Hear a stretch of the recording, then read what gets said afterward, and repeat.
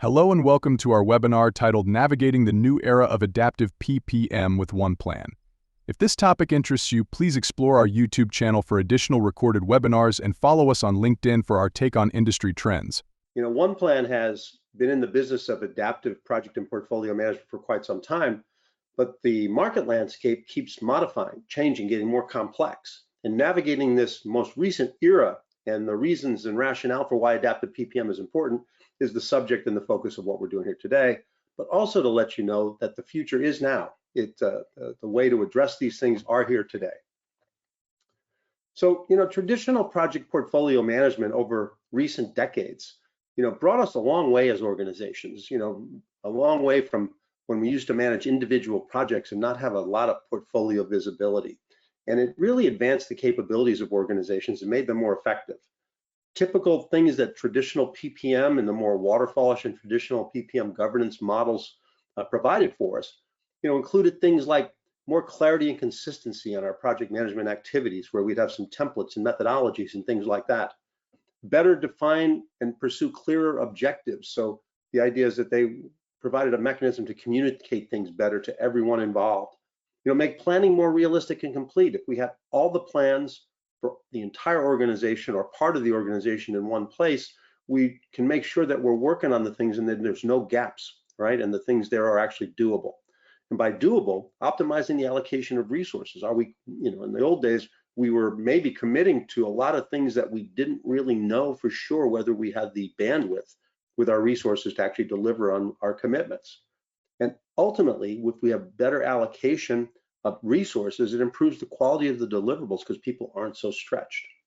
Overall, primary thing that people want is better visibility and reporting so that we can execute better and change on a dime if we need to, and give leadership the visibility they want to track their investments and make sure that they're tracking in a positive way. But things don't stand still. The pace of change continues to accelerate, whether it be technology, whether it be market dynamics, whether it be our own industries, etc.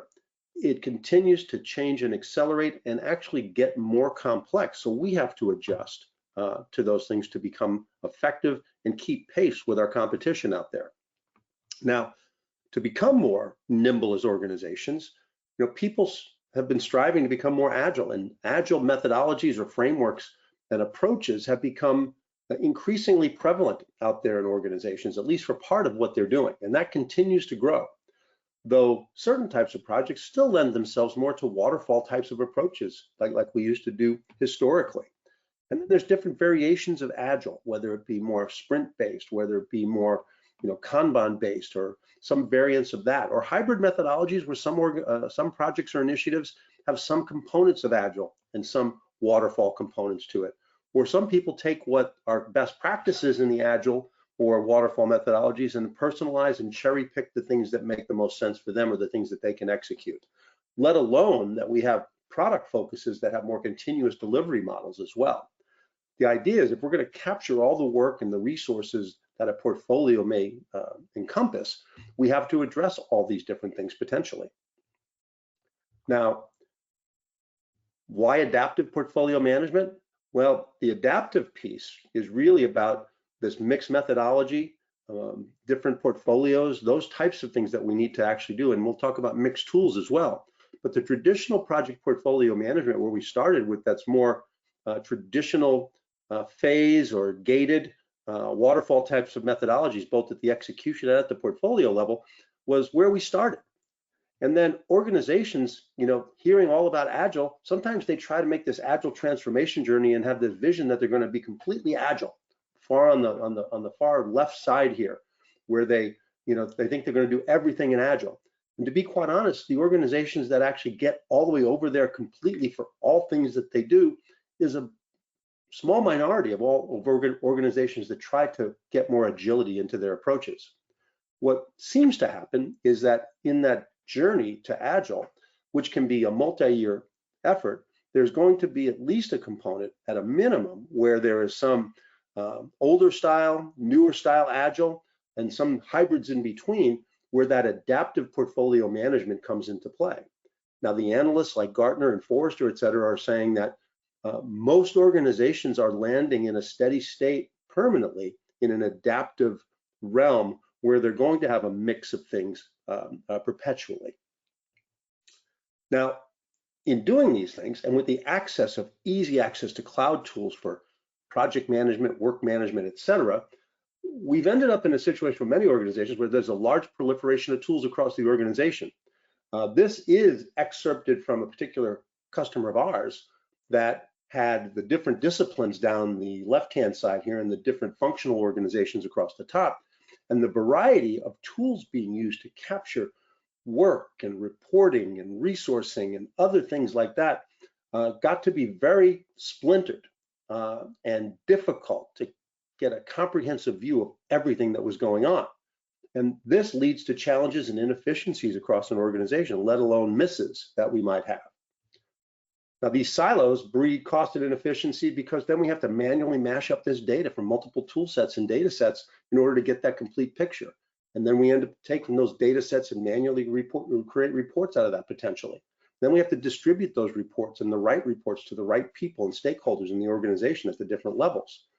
Now, when you have these silos, the danger of having duplication of data entry because you have to update the same data in multiple tools or spreadsheets or whatever it might be is very highly likely, and it's very prone to error when you transcribe data. And it's difficult to remain accurate and current across the board, let alone chasing team members for statuses and updates across all those different tool sets.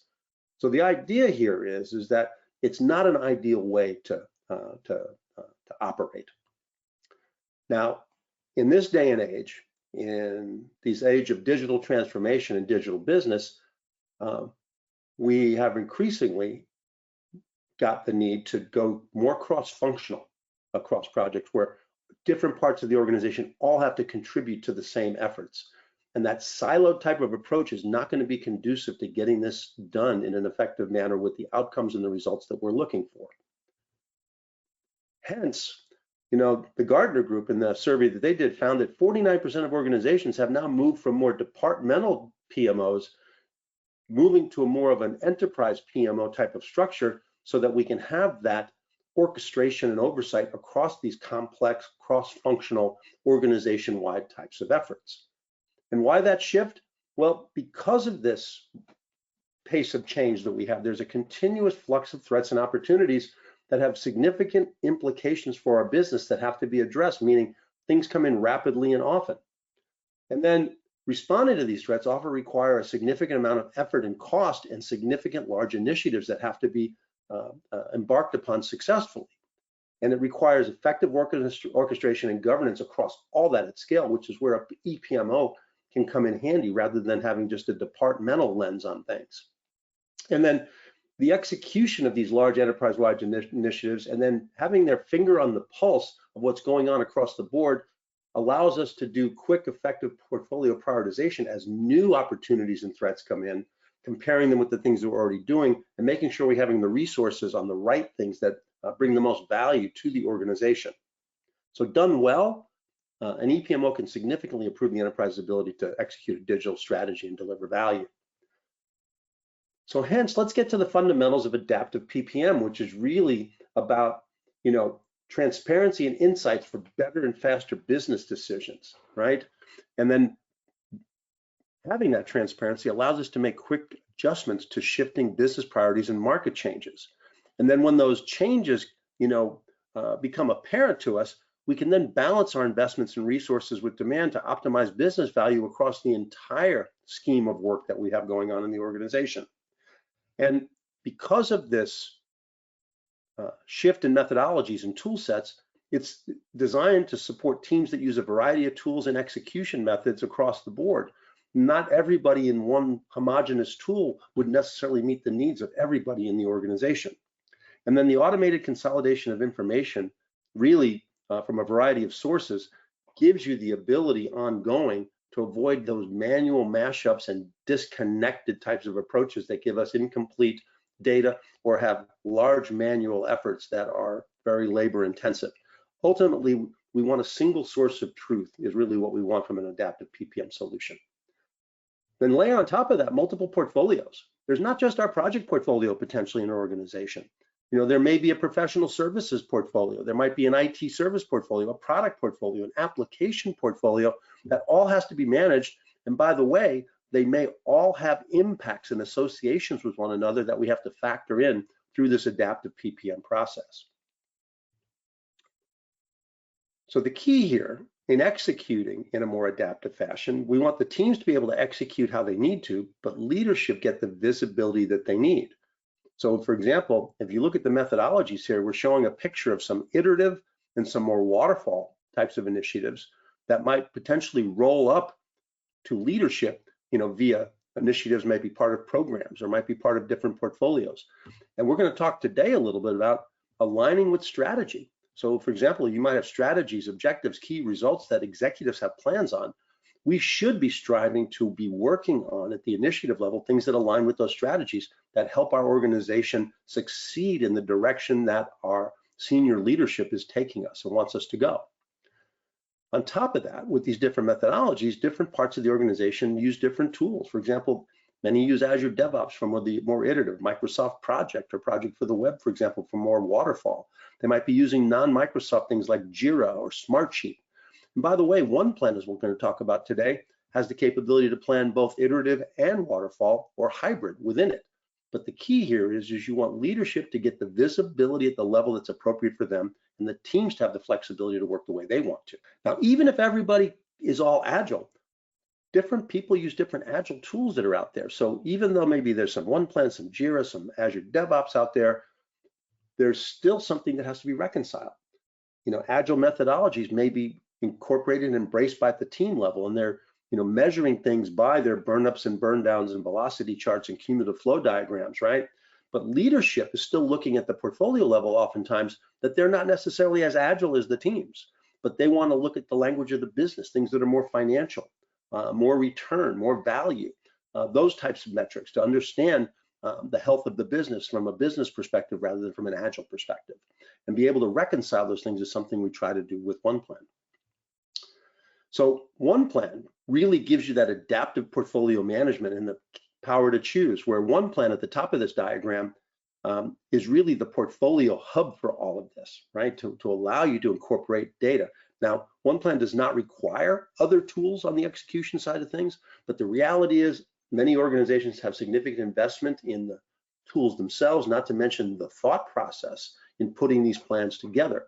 So be able to bring in something from Microsoft Project for the Web, Azure DevOps, or Smartsheet, but have it all roll into a common portfolio is the value that OnePlan brings as part of the adaptive portfolio management capability. Microsoft has actually rebranded their Project for the Web into Planner Premium. So Microsoft Planner or Planner Premium, formerly Project for the Web, is definitely a part of this component for you Microsoft folks.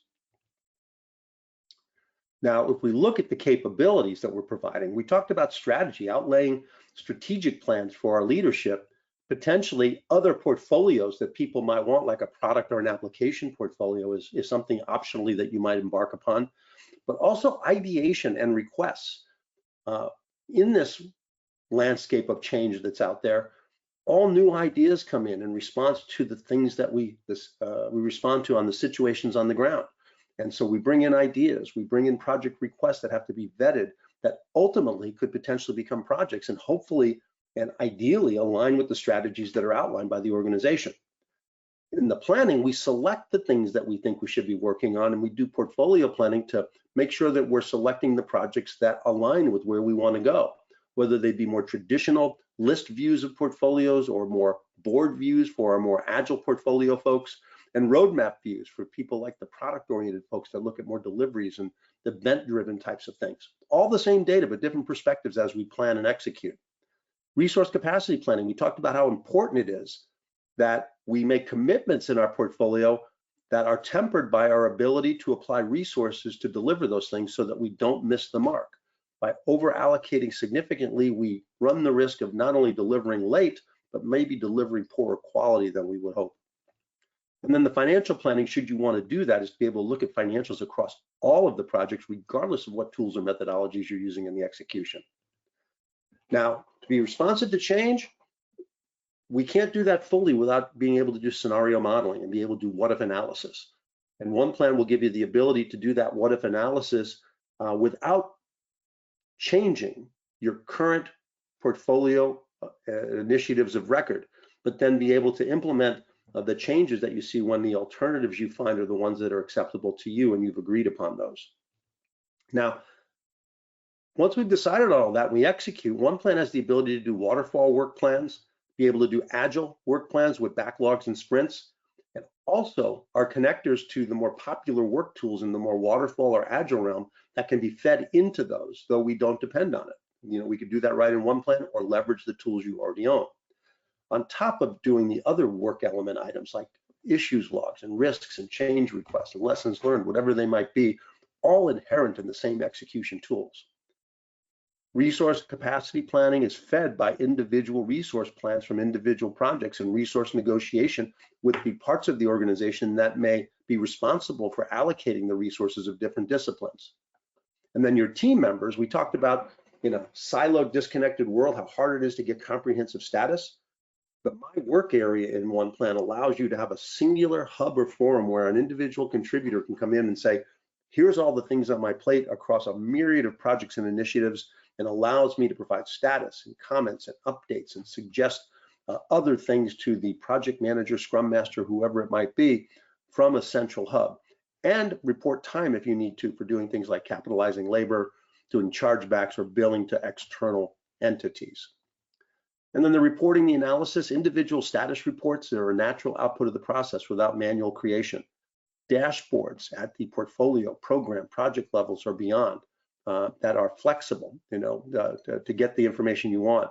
And as this complex set of interrelations comes to bear, having visualizations of how all these elements interrelate, how a strategy might relate to a portfolio item or a project, and how those might relate to other portfolios like application portfolios or products or business capabilities that we might have, so that we factor in all of the things and variables that might impact our success or impact our decision as whether to pursue this project or initiative in the first place.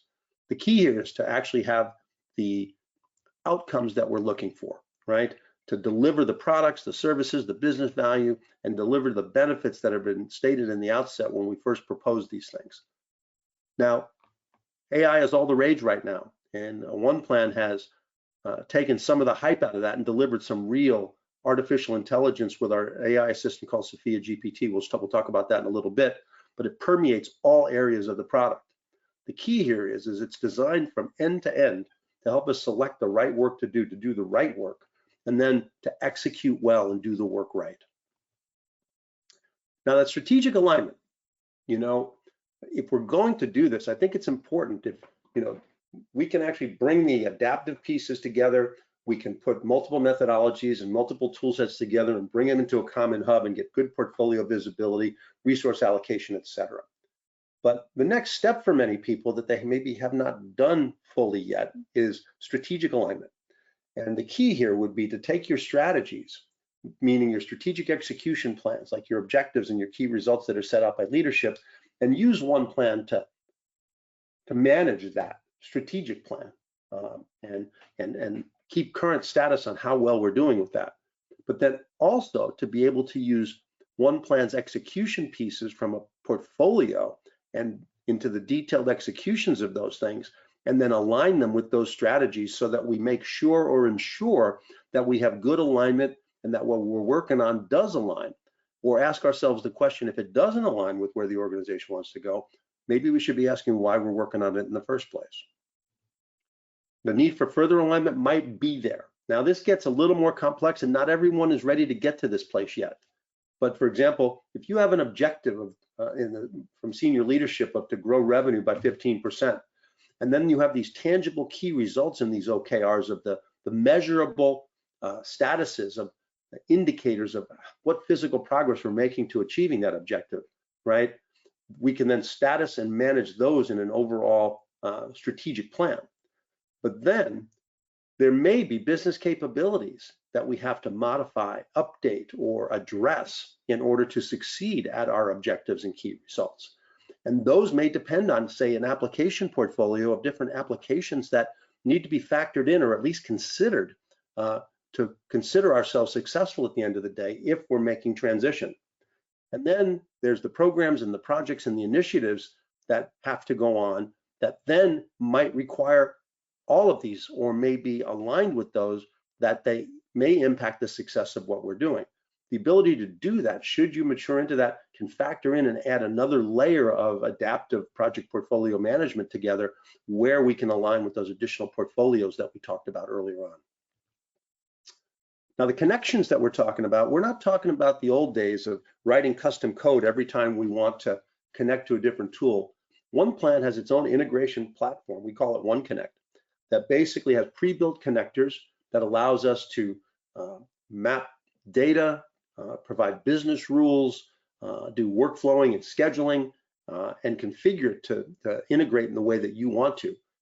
They're designed to do API-based types of integrations, but we can also take file extracts from things like your ERP and your financial systems if that's a preference, and make sure that all that data gets into and from OnePlan as you need it to. So the key is there that whether it be agile software development tools, financial or ERP, other work management or project management tools, CRM systems, ideation systems, strategy systems you might have in place, those can be connected, and OnePlan can still serve as the overall hub for all of that in an adaptive world. Another key piece is that you may be working in the Microsoft ecosystem. And our fused UI allows you to stay working in the tools or the environments that you're working in every day. Now, OnePlan is designed to work in your browser, just as you would any web-based tool. But for example, if your organization is using Power Apps for other things like ideation or some other portfolio tracking today, and you want to up the game, we can actually leverage OnePlan from within Power Apps. If you're using Microsoft Teams for content and collaboration, OnePlan is an authorized Microsoft Teams application that you can access within Teams with all the other things that you're doing within Teams, and just have this be another dimension of what you're doing in there. The same thing holds true in Azure DevOps. Not only does our connector share data back and forth with OnePlan, you can actually leverage the OnePlan capabilities with our extensions right in Azure DevOps, so that the Azure DevOps users can get the benefits of OnePlan without ever leaving Azure DevOps. And the same is true in Dynamics, same is true as in SharePoint, as well as non-Microsoft tools like Jira. So the key is to be effective and efficient and minimize task switching. When we talked about Sophia GPT, now this is a game changer, for adaptive project portfolio management. It is our purpose-built AI assistant that basically uses Microsoft's Azure OpenAI, which in that environment has much more compliance, security, and other aspects that you would expect from the Microsoft cloud, rather than the general OpenAI that's out on the open internet that we use for, say, ChatGPT. So if organizations are wondering about their data, that's additional security and protection there. It's also been trained specifically on OnePlan, its capabilities, and actually will leverage the data in your OnePlan solution to give you the responses to your prompts for analysis, data, whatever it might be that you're using it for. And we'll give you some examples of that here today, but it is purpose-built specifically for adaptive PPM. So if you think about where we're at today, we've gotten more intelligent through APIs and automation scripting and then reporting with predictive analysis. But today, we're in that AI-based inbuilt assistant mode here today. That's what Sophia is. But I will tell you this, we're already in the working plans to that next phase of the future, where some of it will be fully automated, where we'll start making suggestions for you, or making some things apparent to you without you having to ask. So the idea is that we're not that far away from what's being called the future here as well, and OnePlan is definitely on that train. Now, Sophia is always available in OnePlan in the lower right-hand corner, so no matter what portion of OnePlan you're in, you can give it prompts to help you with some guidance, analysis, etc., right within OnePlan. We give you some suggested prompts in each of the different areas you might bring Sophia up in, but you can definitely freeform and put any ones of your own in there to get that you like. Now, there is some real stuff that can be done today, in strategic planning, portfolio optimization, work management, project management, risk assessment, resource allocation, investment forecasting. all to augment and make us better at our adaptive PPM endeavors. So with that, I thought I would show you a little bit of this in OnePlan. And let's just start by saying that it takes all different kinds of roles within an organization to, execute on an adaptive PPM approach. And here, an individual user, depending on what their role is, has a home or an insights page that can be set up to give you attention to the things that require your attention, things that might be overdue, things that need your approvals, things that might have some things that are due, etc., and be able to get those things brought to you readily. Might have some recent conversations and threads regarding the tasks, the resources, or the projects and plans you may be working with, things that might be coming up due that you need notification on, and then ready access right from here to any of the plans that you're involved in. So instead of going through a very large portfolio to narrow this down, to be able to go into a particular plan, or to be able to go into the work plan, the financials, whatever aspect of that you might want to, and do that right from your own homepage is very key for an ease of use and get directly to the things that are actually applicable to you, okay? So with that being said, let's just start from the beginning. We talked about strategies within here, and OnePlan allows you to structure the data elements that you want for yourself, but we have some templated common approaches that are in here that are ready to go. And here, for example, we have a hierarchy of objectives and key results, meaning the objective being the strategy, the key results being those tangible measures that help us ascertain whether or not we're making progress to those objectives, right? But the idea, if I drill into a specific objective, we can define the elements we want around those. So if I go to the details, for example, around this objective, I might categorize it, align it with certain goals. I might have a time horizon where this objective needs to happen. There may be financial and benefit types of things that we have. There might be prioritization, and there's associations with certain key results that we might want. Now, the key here, without getting into too much detail, is that we can visualize all this at any given point in time. And I can see in a runway of things that it's associated with, I can see this particular objective has 3 key results that are still all in the green, which are now individually tied to different projects and our epics, which is the execution in the project portfolio that are here that look good. And then optionally, they're aligned with or associated with certain products or applications that are needed, some of which aren't tracking well from a status perspective, right? And from any given point in time in here, I can go look at any one of these and look at a pop-up of the data that's applicable to that particular item and understand where things are at, even go to the different elements and look at the schedule and other things like that from here, and basically either do that or drill right to the item itself and start working with it directly. The key is from any place in the solution, we can look at a visualization of how things that we're looking at are related to other things and factor in the things that are important to our success, okay?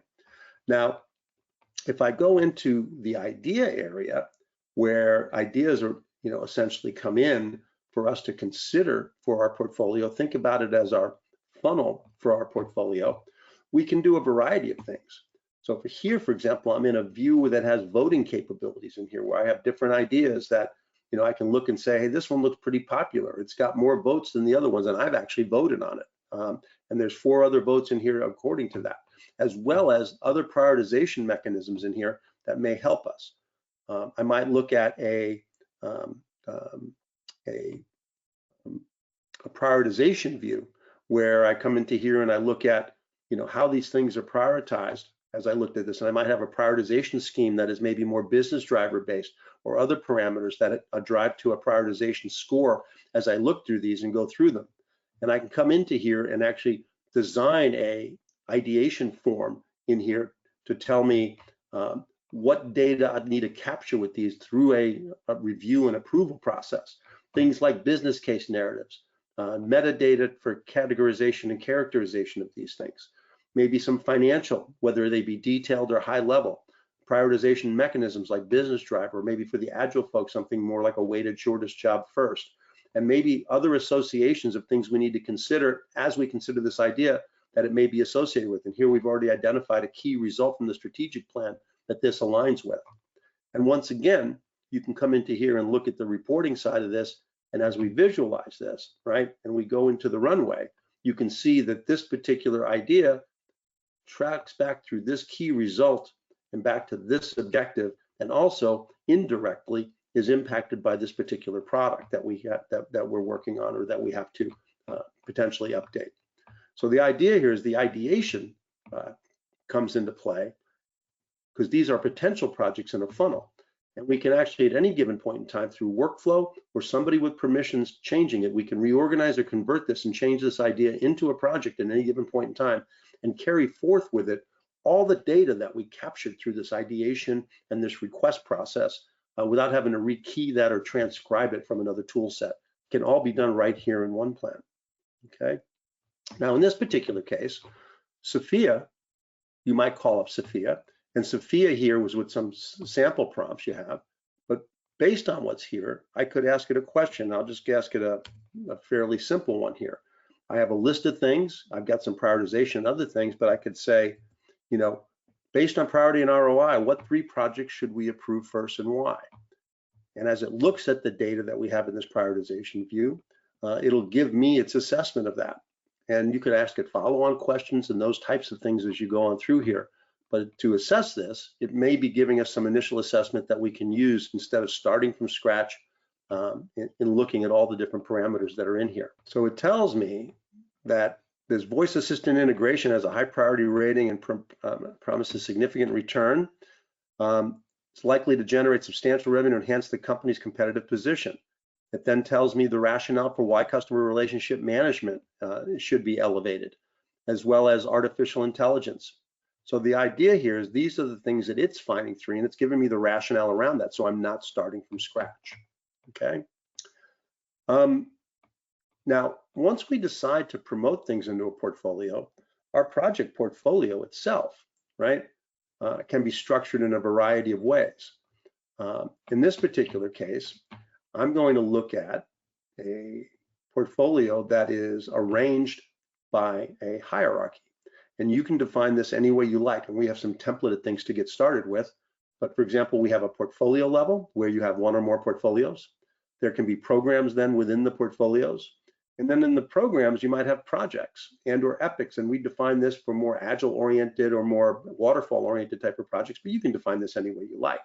And even go down another layer, for example, on the agile projects down to even a feature level, if that ends up being the increment which you're going to plan to in your portfolio. Once again, all optional on how you do this. So I think about that as the primary structure that you have in here. And that plan type hierarchy allows me to come in here and look at, say, a portfolio and another portfolio and the programs within it, and then the projects and epics within those. And the idea there is that you can very easily group, filter, and summarize by these elements of this primary hierarchy. Also notice here that there are connector icons here, basically telling me I'm connected to other tool sets in this adaptive world. For example, I have a data warehouse migration that is really just connected to a team site for more additional content and collaboration. But I have a project for the web plan that's connected to Microsoft Project for the Web, or another one that's connected to Azure DevOps, or another one that's connected to Jira or Smartsheet, right? The idea there being is that we have a mix of things that are being managed solely here within OnePlan, or things that are gleaning data through connectors from other tool sets that are in here. So once again, those connector icons are important to realize the benefits of adaptive PPM. Now, in this view, even though I have a primary hierarchy that I'm showing here, I can use metadata in the way I categorize these projects to go any way I like in here. So for example, let's just say I didn't want to look at this by the primary portfolio program hierarchy. What if I say, you know, I want to look at the data that we're capturing, and the data you want to capture is completely up to you. You can make as many custom fields as you like. But let's say, for example, I instead want to look at this portfolio by business unit. I want to understand how much stuff's going on in the applications area. And I can look at all the projects in the applications area versus the capital planning area, et cetera. And I can either group or filter by those same parameters if I just want to isolate those types of things. If I have other ways to look at this portfolio, it's the same portfolio, but let's look at by category. So for example, how much stuff's going on in our business transformation area? How much stuff's going on in our compliance area? Once again, other ways to slice and summarize these portfolios.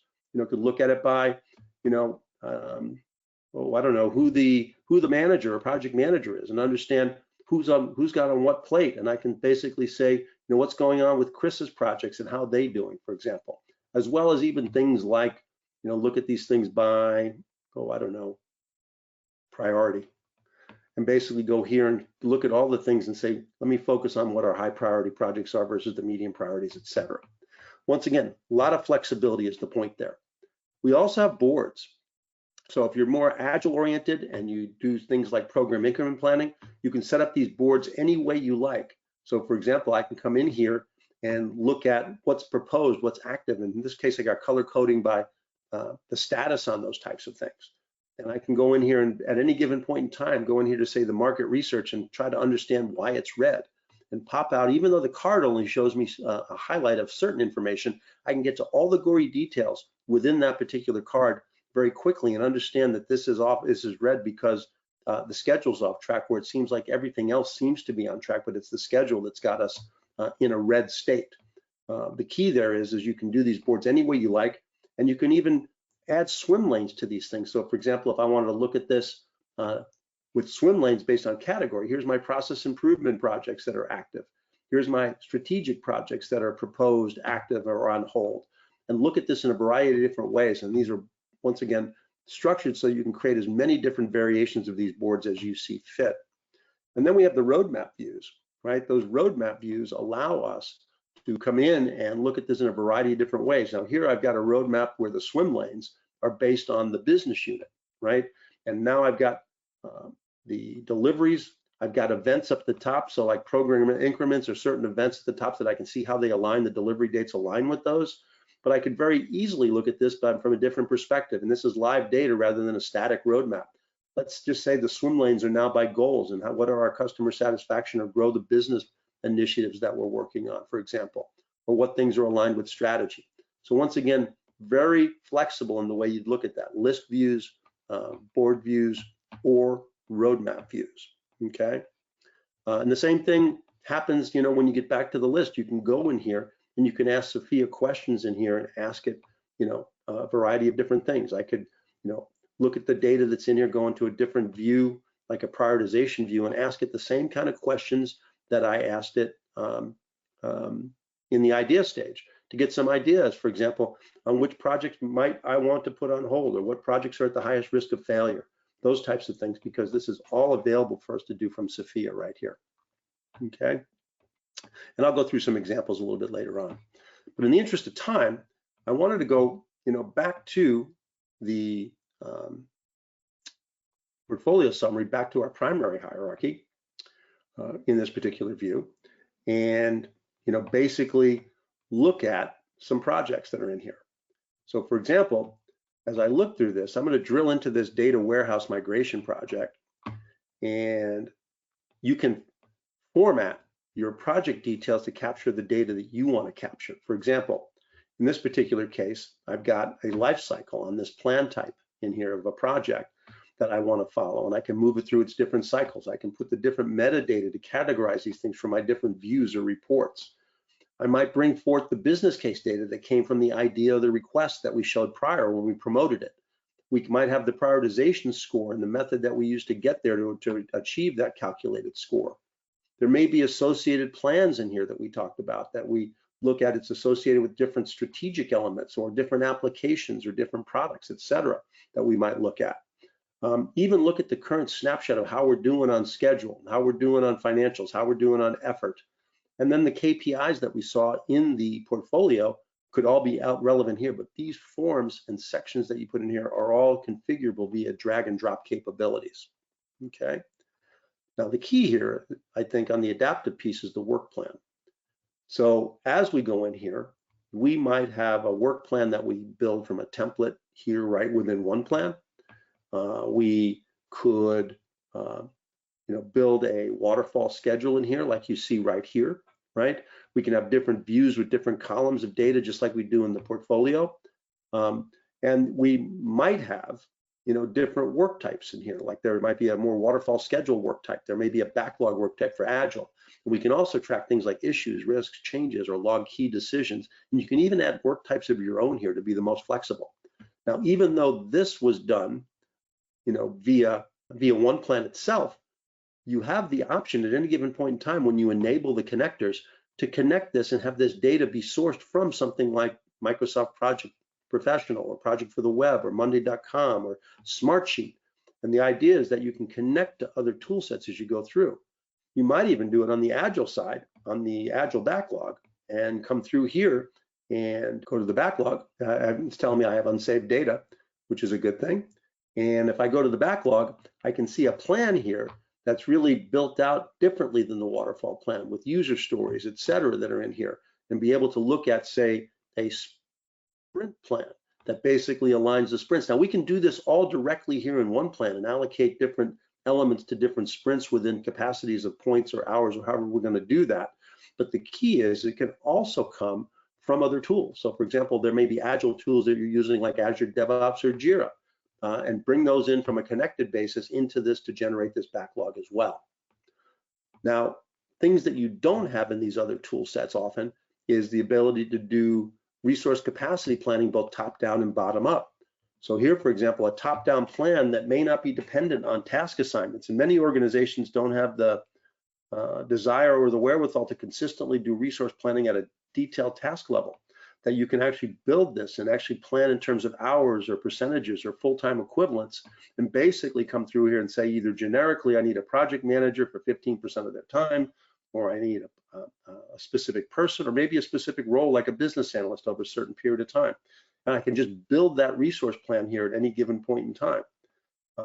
I can come in here and I can look for, for example, it's a generic business analyst. I may go in here and want to find a candidate to fill that role, and might be looking at the business analyst that we're looking at here and the best match to find out who might have availability to take that. And I could actually select that person and substitute that generic assignment with that individual in there. And I can do that regardless of whether or not this plan is being sourced from an execution perspective from Microsoft Project for the Web, Smartsheet, Monday.com, or whatever.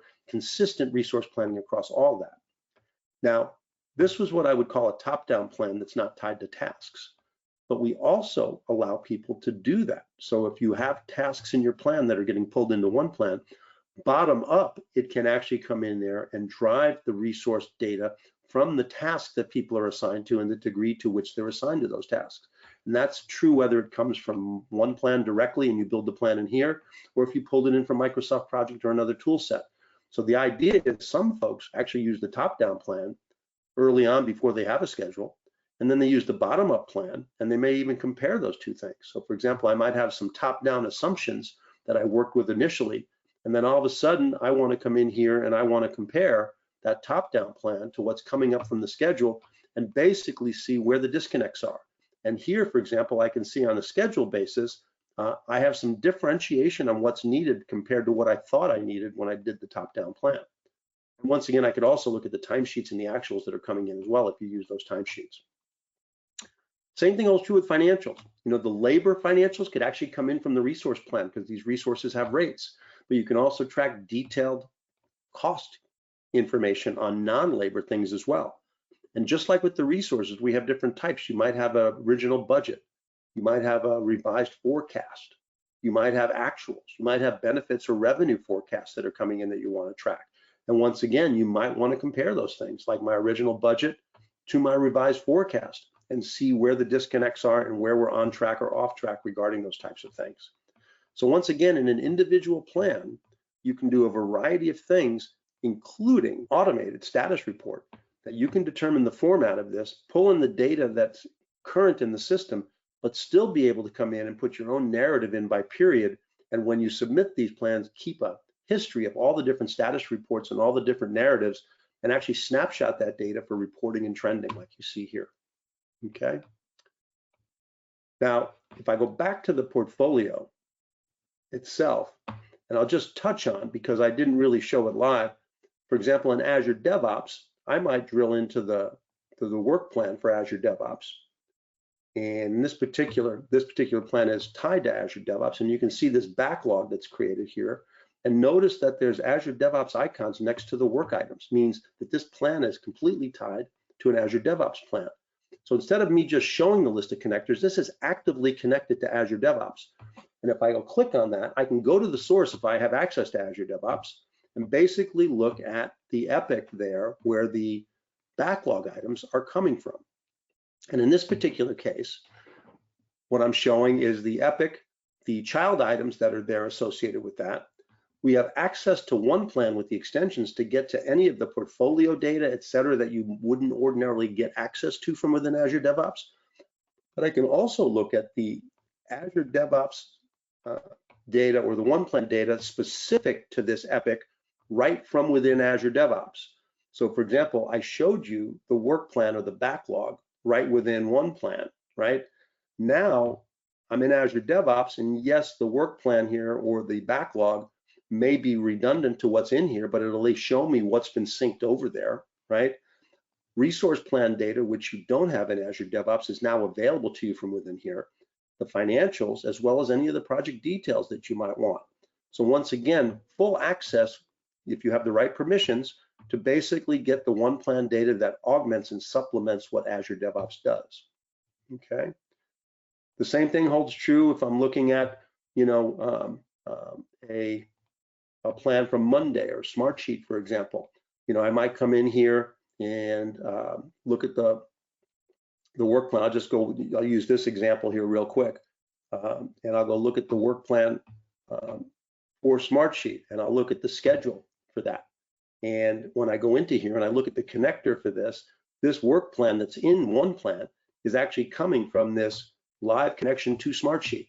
So some of the portfolio management capabilities and resource management capabilities that are difficult to get through some of these tools are provided by OnePlan, but it's leveraging the data that you already put in. But here you can see that this Smartsheet plan is what's here and then what's synchronizing over into here. So basically this connection is actually keeping this plan up to date based upon the data that's within Smartsheet. We do the same thing with Microsoft Project, Professional, Project for the Web, et cetera, et cetera, et cetera. I could go through all of them, but in the interest of time, just wanted to show you that those things are live connections all rolling into an individual portfolio, okay? Now, I showed you the individual resource plan within a particular project.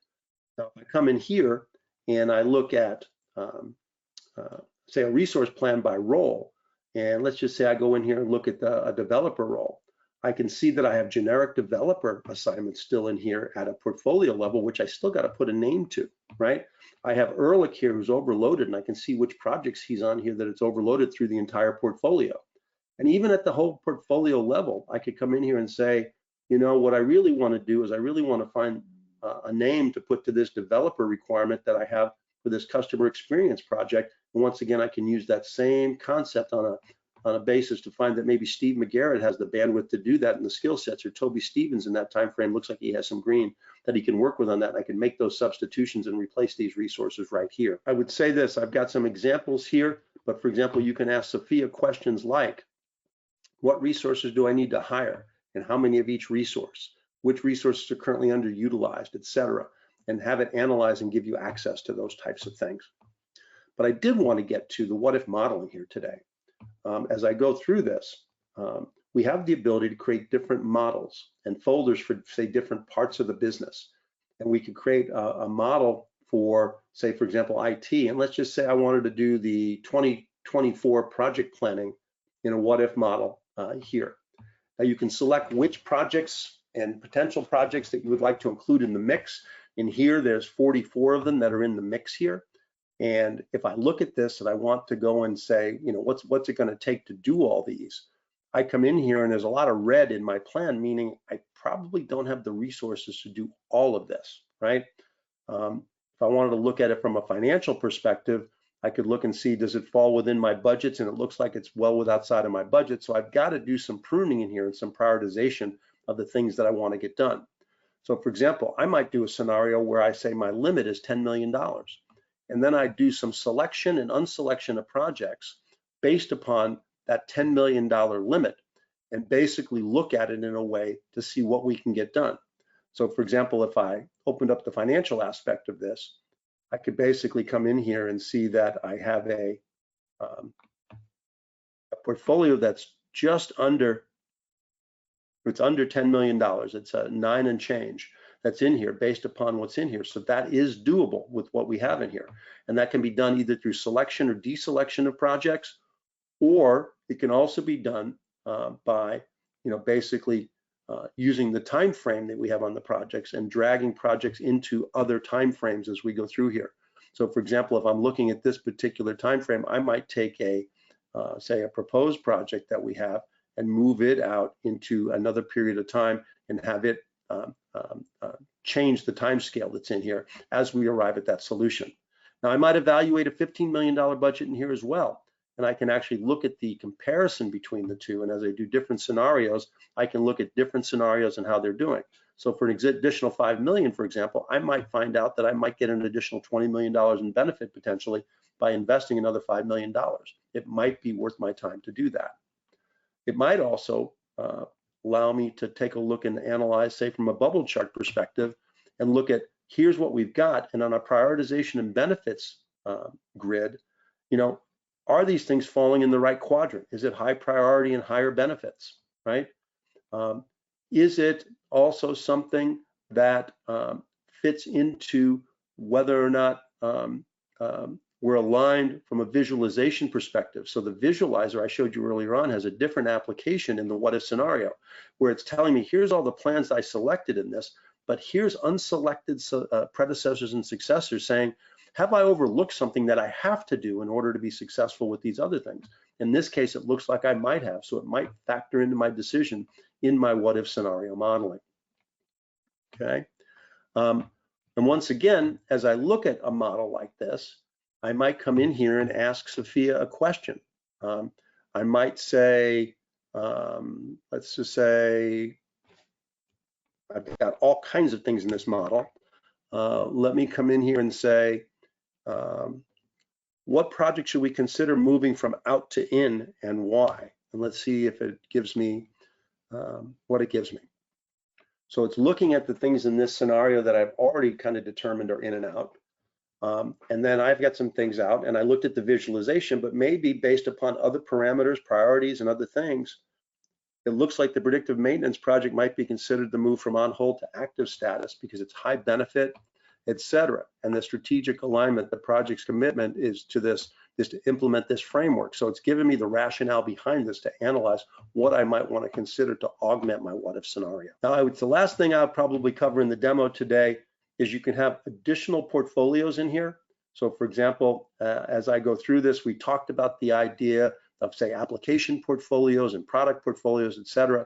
Well, you can basically create as many portfolios as you like for these other types and be able to align them with your projects and factor those into the way you see fit. Now, this is definitely a mature application of this, but just be aware, if you desire to get to something like this, OnePlan fully has the capabilities to address that for you. With that, I think I'll go back to the PowerPoint demonstration, and you're going to get some slides with some ideas of these, where there's some ideas and scenarios based on strategic planning where you can analyze data and identify patterns and potential risks. We can provide a summary of portfolio data and have it analyze the metrics that are in there. We could do budget plan and optimization with Sophia. We can do work management, where we can actually ask it to build a business case for us and write one based upon the data that we've put in. We could ask it to build a project schedule based on the type of project it is and give us like a work breakdown structure or a backlog. We can ask it to optimize the schedule if we want to with duration and cost, and maybe find some ways to do some time savings and overlap. We can identify risks and how to mitigate them within the plan. The list goes on and on. All these things are things that we can do here today. So I just thought I'd let you know that these are just some prompts here that will give you some idea of like building a resource plan based on the type of project. What resources do I need to hire based upon the resource plan and the shortages that I have? And even financial analysis on the things like that, using that parameter for Sophia to look at and give us some suggestions and analysis, let alone writing summary emails and or status report narratives for my manager, saving us time from doing this from scratch. So let's summarize a little bit. One plan for adaptive PPM. One is adaptive PPM is becoming more and more important for organizations, and adapting at least portions of this and getting on a road to this is critical. And it ensures that organizations are working on the right things that are aligned to your strategies and priorities, gives you the visibility that allows for rapid response to changing conditions. It keeps users working in their preferred execution tools and solutions that are appropriate for their role, their maturity, and the type of work that they're doing, supports a variety of execution methodologies and tools, and improves adoption by minimizing duplication of effort that's happening in many organizations today. It supports both PMO and EPMO needs and provides the teams that can continue to be agile, and leadership gets the visibility that they need, and the AI assistant helps streamline and make that even better. We do this for a living. Project and portfolio management is our passion.